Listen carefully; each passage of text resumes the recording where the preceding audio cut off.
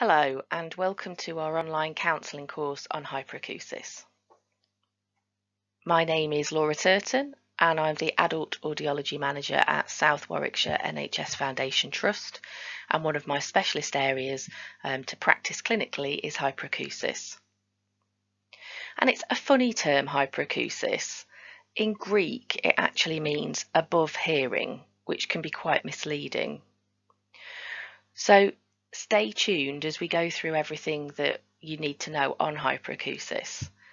And this first video will concentrate on frequently asked questions.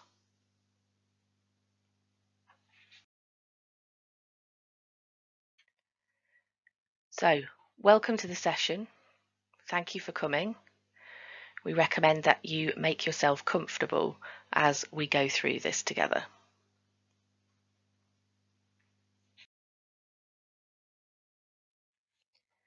So, why am I here? You will have had a referral, typically from the ear, nose and throat doctors, to come and see us in audiology. By now you should have already had your Part 1 assessment, where you've spoken to an audiologist who've gone through your history of how the sound sensitivity that you have is affecting you. And we've then directed you to these videos. Now, we believe that information is power, and this presentation is designed to give you a wealth of information about the nature of hyperacusis and how to manage it. It will provide you with some different choices, and it will give you an opportunity to make notes and questions, and then there'll be time to plan your next steps in your second part of your assessment that you're due to have in the next couple of weeks.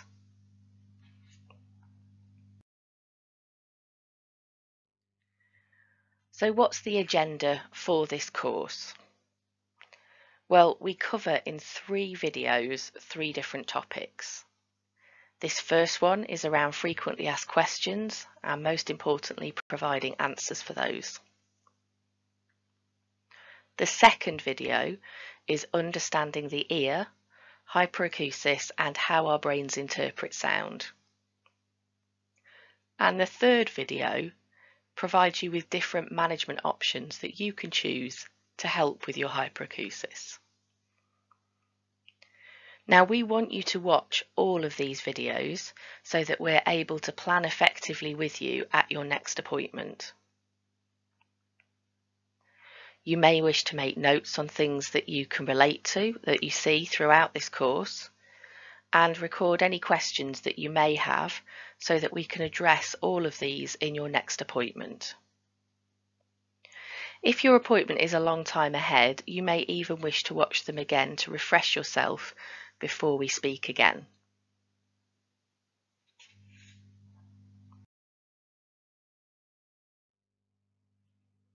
So one of the most common things that we hear is that your friends and family cannot relate to how sounds are impacting you. So if this is the case, you may wish to pause this video and get them to watch the rest of the course with you.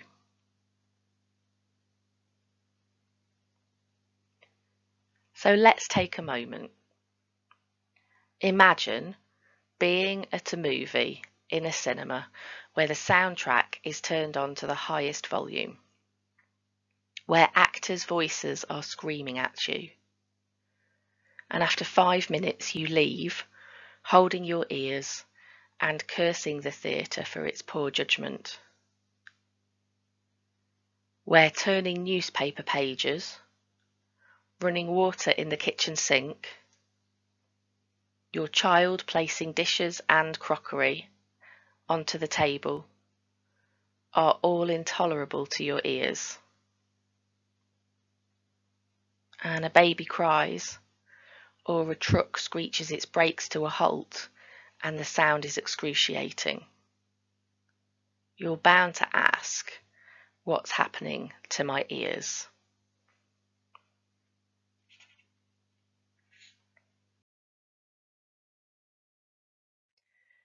And it's easy to forget how much of the time we're surrounded by sound, especially sounds we cannot control the volume of.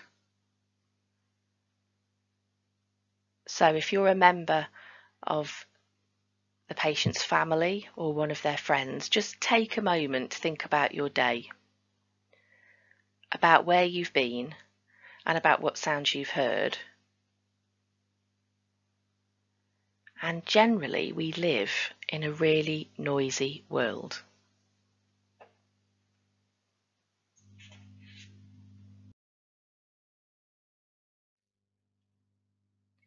One of the most effective things to help people is to provide information about their condition.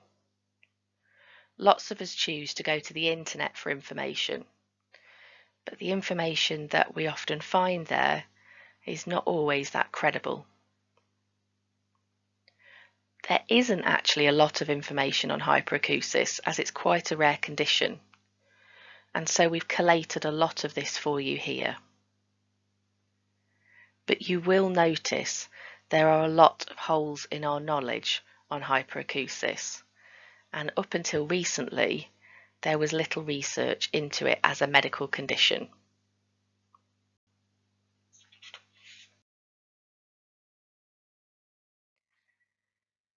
So our first frequently asked question is, what is hyperacusis?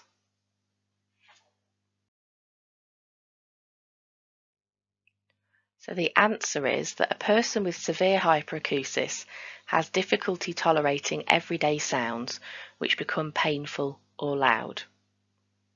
And everyone is affected differently, but symptoms can include discomfort and ear pain, annoyance, general intolerance to many sounds that most people are unaffected by. They become stressed and angry, and it can affect either or both ears, and it can be sudden or gradual. Some of the patients we see report that there was a particular event that started their hyperacusis.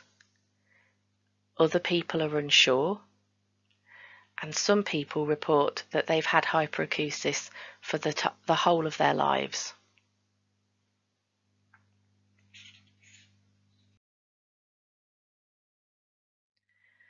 So what sort of noises are people affected by?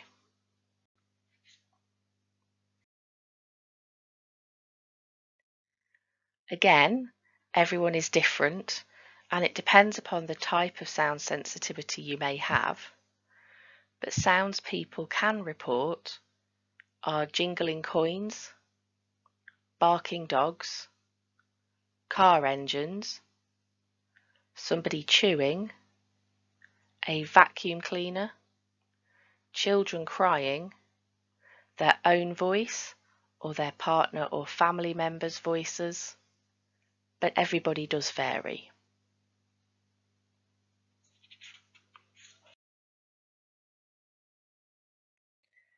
So, what causes hyperacusis?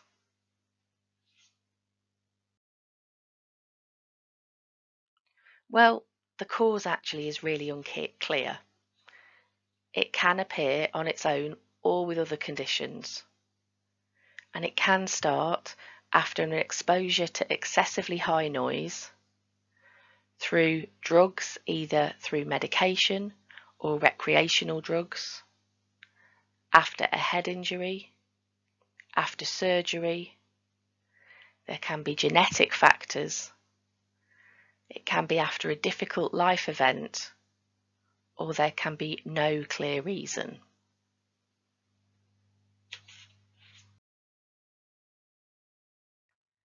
So, are there any health conditions where hyperacusis is also associated?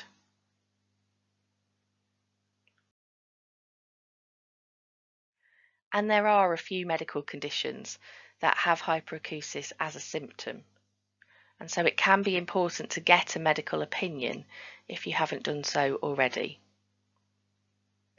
If you feel that you have any of these, as you read through the list, you might see conditions that you have been diagnosed with or that you suspect that you have. And the ones highlighted in pink are the ones that we see most regularly in clinic.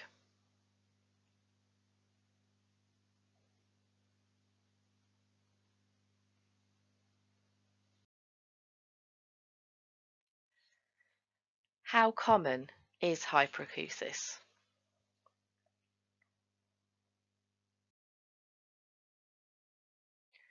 Well, there's actually very little reliable information about the numbers of people with troublesome hyperacusis. An internet study has suggested that figures might be as high as 9% of adults, but most professionals working in the field think that this is too high.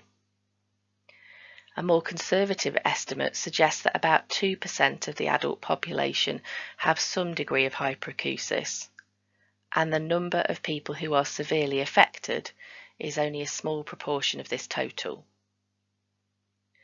Quite a few people who have tinnitus also have hyperacusis, and looking at the figures the other way round, most people with significant hyperacusis also have tinnitus. There are also quite a few people who have one and not the other. And just because people have one, that certainly doesn't mean that they're going to develop the other. 15% of adults have tinnitus, and 7% have both tinnitus and hyperacusis.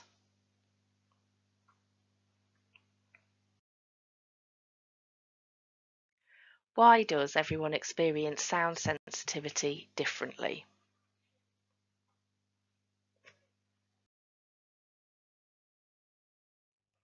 So our hearing systems, when we think about it, have an extraordinary range. We're able to hear those tiny sounds such as the gentle rustling of leaves, and yet we're also able to tolerate extremely loud sounds such as music in a club. There's a level of sound that will generate physical pain in anyone, and that often occurs around 120 decibels, which is the volume of a jet plane taking off. However, we generally reach a point where we feel that sound is too loud long before we reach the threshold of pain. And that point of maximum comfort for loudness of sounds varies from person to person, and it also varies according to the person's mood and the context of the sound. So you may have noticed that some sounds, for example the radio in the background, would be quite pleasant one day, and yet on another day the same sound will feel really intrusive. And this reduces the tolerance, especially if we're tired or stressed. So, as well as having a maximum comfortable sound level, most people have noticed that there are particular sounds they find unpleasant, regardless of the loudness of the sound. If you think about fingernails on a chalkboard, or a tap dripping, or a pen being tapped against a desk. These are all normal variations of sound intolerance. However, there are some people whose ability to tolerate sound is altered to the point that it can impact on their ability to live a normal life. Now, in our clinic, we tend to see a range of people. If you imagine this diagram here shows you from the quietest sound that anybody can hear to the loudest sound that they can bear. That gives them quite a large, what we call dynamic range, from that quiet sound all the way across to the loudest that they can bear. Also in the clinic, we see some people who have hearing loss. So the quietest sounds they can hear actually has shifted in comparison to normal hearing.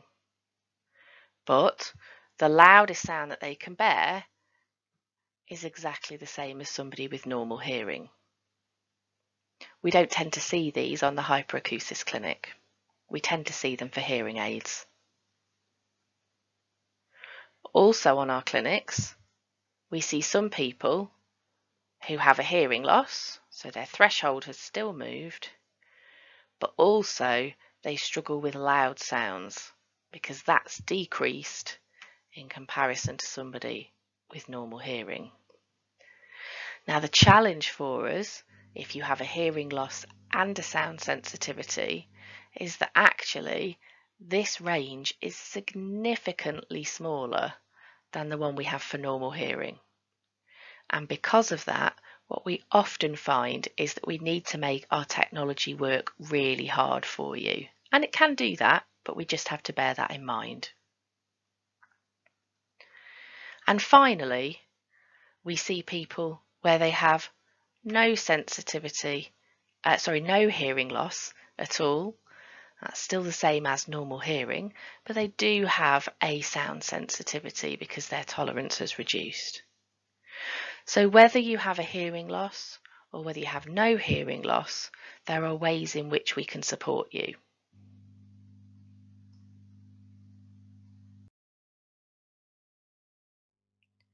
Are there different sound intolerances?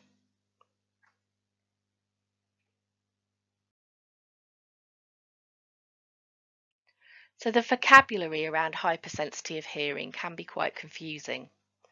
The word hyperacusis is often used to refer to all types of sound intolerance. It describes the experience of some people for whom even quite modest environmental sounds appear loud, intrusive, and sometimes painful. But there's also these other terminologies. So if some sounds make you anxious, you may have phonophobia, where you have a sensitivity to a particular sound or sounds, and it can lead to an aversion or anxiety related to these sounds. If a sound makes you angry, you may have misophonia. And this is the intense dislike or even repulsion that some people with a sound sensitivity experience to a particular sound, although there is a clear lack of clinical data. If your ears have trouble adjusting between quiet and loud sounds, you may have recruitment. So this is associated with what we call a sensory neural hearing loss in your inner ear or cochlea, and it's the inability to hear sounds in the hearing loss region as soft, and it's not linked to mood. Quite often, you'll say, "Speak up a bit, I can't hear what you're saying," and then the speaker will raise their voice only slightly to be told, "Don't shout, I'm not deaf." In recruitment, the auditory system goes from too little to too much very quickly.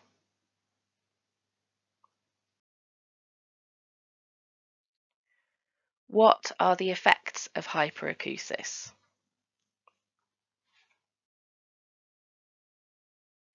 So the first thing to say is that it affects people in different ways. For some people, it's a minor annoyance, but for other people, they find it really difficult to live with.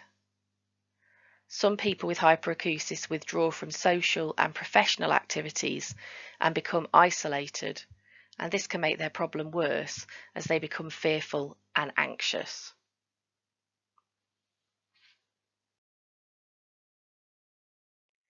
Is there anything that can make it worse?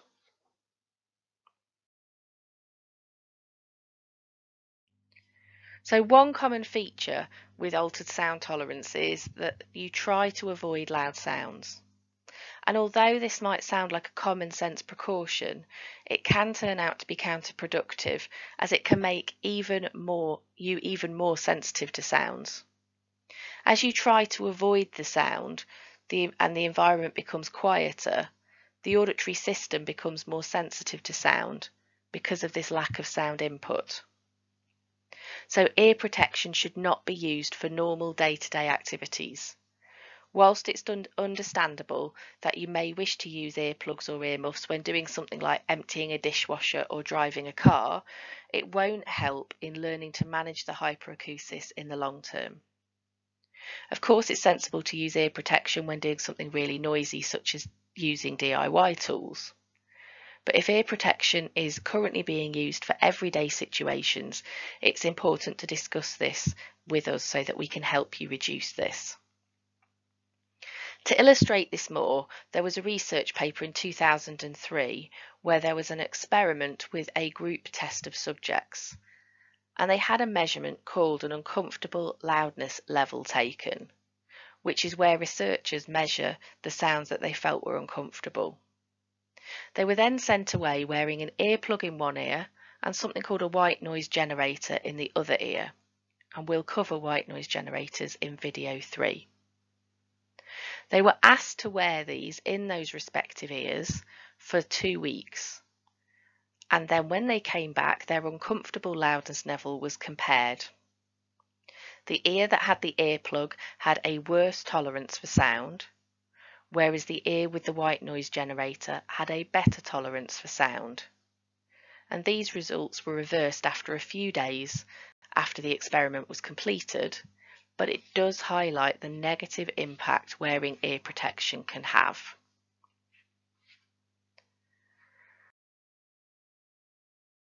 Is there a cure? What can I do about it?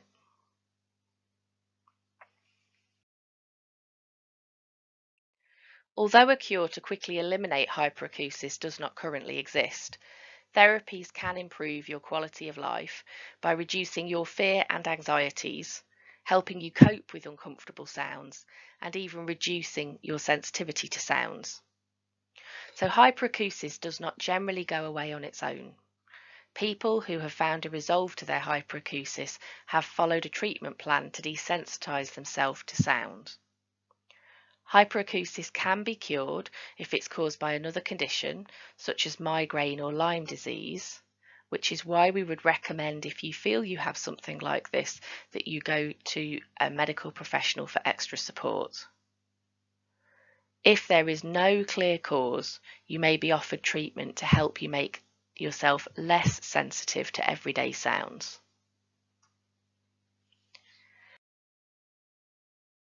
And how much of a priority is hyperacusis research? Well, to be honest, up until 2018, it was quite low. But there is an organisation called the James Lind Alliance, and this works with the health sector to set priorities around research. And in 2018, it focused on hyperacusis. If you go to their website, not only will you see these top 10 questions for hyperacusis, but also another 30 questions. And these were set by patients, family members, and professionals through a rigorous process that is described on the website. So over the coming years, we should see an increase in knowledge in this previously sparse area of research.